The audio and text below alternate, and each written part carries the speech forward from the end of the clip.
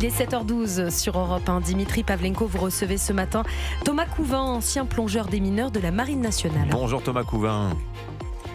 Bonjour. Bienvenue sur Europe 1. On va parler avec vous du détroit d'Ormuz. Les Iraniens l'ont-ils miné? Et si oui, dans quelle quantité? C'est la question. À 10 millions de barils de pétrole par jour.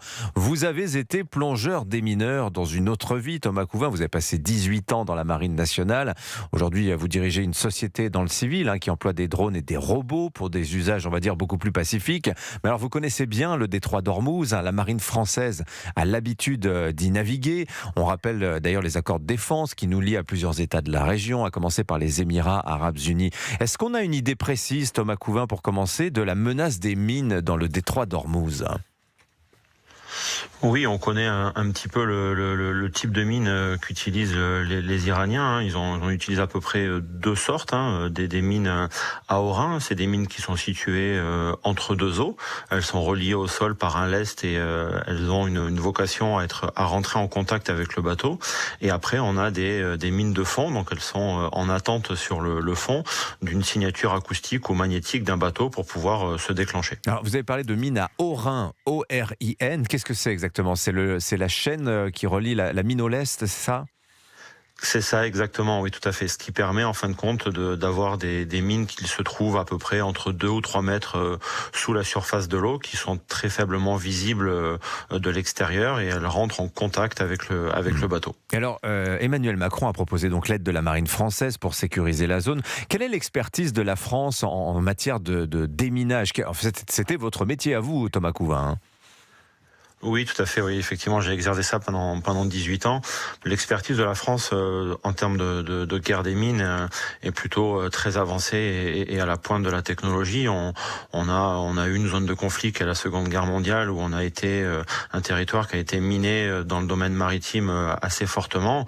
On a gardé et maintenu cette spécialisation et ce savoir-faire indéniable qu'on maîtrise. On a plein de moyens qui nous permettent d'être performants dans ce domaine-là. Alors comment ça se passe concrètement, une opération de déminage ? Est-ce que vous désamorcez la mine ? Est-ce que vous la faites exploser ? Est-ce que vous les récupérez ? Et vous, en tant que plongeur, qu'est-ce que vous faites concrètement ? Est-ce que vous allez au contact de la mine ? Il y a en fin de compte plusieurs méthodologies. Dans tous les cas, elles s'articulent en 3 grandes étapes. La première étape, c'est la phase de détection et de recherche. Avant de parler de déminage, il faut d'abord parler de recherche. Donc il faut trouver ces mines. Donc une fois qu'on les a trouvées, il faut les identifier dans un premier temps, savoir est-ce que c'est vraiment une mine, est-ce que c'est vraiment un objet, un caillou ou une nasse à poisson. Et ensuite on passe dans la phase de destruction ou de neutralisation.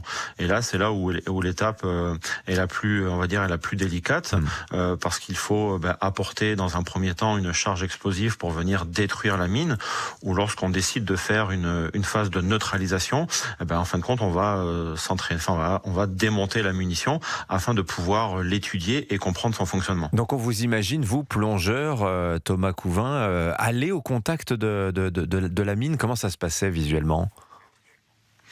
Effectivement, donc en fin de compte, on est mouillé via un bateau à quelques dizaines ou cinquantaines de mètres de cet écho, et ensuite on fait une approche vers cette munition afin de pouvoir être au contact de celle-ci, quoi. Alors, d'après vous, comment ça s'est passé dans le détroit d'Ormuz ? Parce que les Iraniens, on l'a vu, ont laissé passer quelques bateaux, d'autres ont pris leurs risques en passant, en éteignant tout leur radar. Les Iraniens ont aussi ce besoin de faire passer les pétroliers à destination de leurs clients, parce qu'ils ont besoin de devises. On imagine qu'ils ont miné certains secteurs et en ont épargné d'autres, finalement, Thomas Couvin. C'est comme ça que ça se passe généralement ? Oui, tout à fait. Je pense qu'ils ont laissé un couloir de navigation safe, où il n'y a aucun danger particulier. Généralement, ce couloir de navigation est plutôt proche de leur côte. Comme ça permet d'être à visibilité et à portée de tir, entre guillemets. Et ils ont miné les zones qui étaient beaucoup plus loin, afin d'assurer en fait le passage à un seul endroit et pas dans tout le détroit. Alors, on a beaucoup insisté depuis le début du conflit sur l'étroitesse étroitesse du détroit d'Ormuz, 55 km à son point le plus étroit. Malgré tout, ça fait une surface maritime assez conséquente. Combien de temps ça prend généralement pour déminer une zone de cette taille-là à peu près, Thomas Couvin? Ça prend plusieurs semaines, voire plusieurs mois. Après, la difficulté, c'est de la quantité de mines qu'il va y avoir. S'il n'y a pas de mines, ça va aller plus vite que s'il y en a 10 ou que s'il y en a 100, quoi. Évidemment, mais est-ce qu'on est certain d'ailleurs d'avoir à chaque fois récupéré toutes les mines, parce qu'il se trouve que les démineurs, dans les opérations de déminage, on retrouve encore des mines qui datent de la Seconde Guerre mondiale, Thomas Couvin.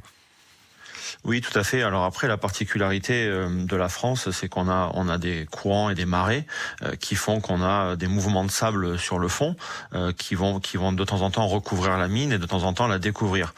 Là, dans le détroit d'Ormuz, il y a du courant qui reste quand même bien plus faible que ce qu'on peut avoir nous sur notre territoire, et les mines ont été mouillées il y a moins de 3 mois ou moins de 4 mois ou récemment. Donc il est plus facilement retrouvable des mines qui ont été entre guillemets fraîchement mouillées que des mines qui ont été mouillées depuis une dizaine ou une vingtaine d'années, quoi. Merci à vous, Thomas Couvin, donc ancien plongeur démineur de la Marine nationale. Merci de votre expertise sur ce sujet du déminage du détroit d'Ormuz. Bonne journée à vous. Merci. Il est 7h18 sur Europe 1. Dans un instant, votre